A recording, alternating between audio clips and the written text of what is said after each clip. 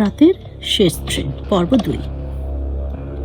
হরিপদবাবু হারিয়ে যাওয়ার পর স্টেশনে নতুন এক স্টেশন মাস্টার আসেন, নাম বিনয় ঘোষ।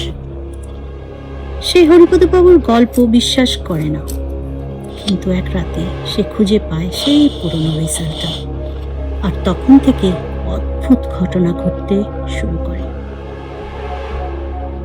গত সপ্তাহে সোনারপুর ঘাট স্টেশনে হরিপদবাবু একটি ট্রেন দেখে হারিয়ে যান। তারপর থেকে স্টেশনে অদ্ভুত কিছু ঘটতে চলেছে। এবার স্টেশনের দায়িত্ব পেলেন বিনয় ঘোষ।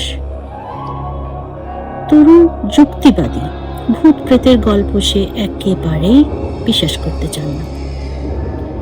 প্রথম সপ্তাহে সবই ঠিকঠাক ছিল, কিন্তু এক রাতে স্টোর রুম পরিষ্কার করতে গিয়ে সে খুঁজে পেল সেই পুরনো ট্রেন রেজাল্টটা। সে অবাক হয়ে বলল, এটা তো হারিয়ে যাওয়া হরিপদবাবু জিনিস, কিন্তু এটা এখানে কিভাবে?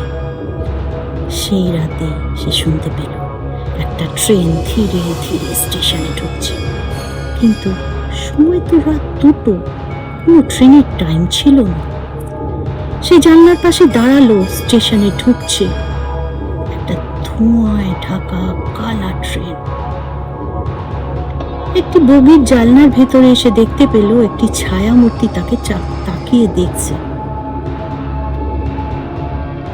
হঠাৎ সে শুনল তার পিছনে কেউ ফিস ফিস করে বলছে, তুমি হুইসেলটা বাজিয়েছো, এখন তোমার পালা।